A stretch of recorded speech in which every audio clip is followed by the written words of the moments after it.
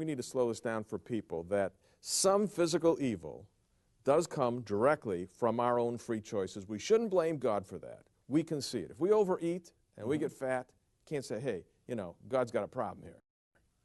All right? We made that choice, and He allowed us to make that choice. He allows us to make other choices, and some of them do cause us health problems.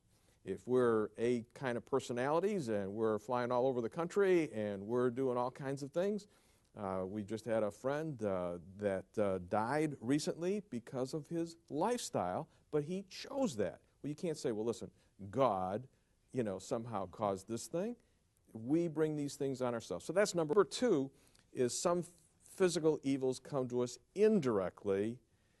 We don't choose it ourselves, but yeah, we might have parents. You had a dad who was an alcoholic, right? Right. So tell us a little bit about what happened to you. I grew up in poverty, and my parents used to fight. My father would get drunk and come home drunk, and the kids would be screaming and fighting. And so the consequences of his choices were found on us in terms of you know, lack of proper food and clothes and so forth. And we do the same to other people by our decisions. Also, there are free choices that directly cause influence on others, and there are those that indirectly cause influence on others. Now, I would dare say if you took those four, directly on myself, directly on others, indirectly on myself, and indirectly on others, you could account for maybe 90% of all the physical evil in the universe. So what about the other 20%? Well, one. Before you go there, tell me a little bit more of what you mean. I was thinking of something like, hey, there's a lot of people that have the freedom to drink, okay? So they kill a lot of people who weren't drinking just because they're driving drunk. Right. All right?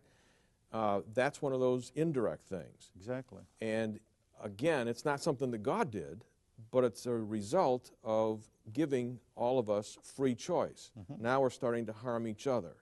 Give me another illustration along that line. Well, we can all think of illustrations along that line. Somebody is aggressive in warfare, and like take Saddam Hussein, and so he's killing off other people. Torturing innocent children.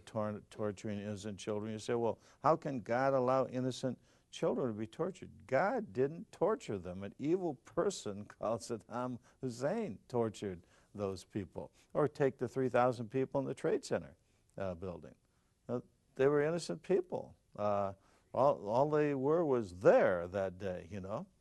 But some wicked terrorists caused that, and look at the indirect effect it had on our economy and people who are out of jobs and all the other things, the massive things, the network of things that come from just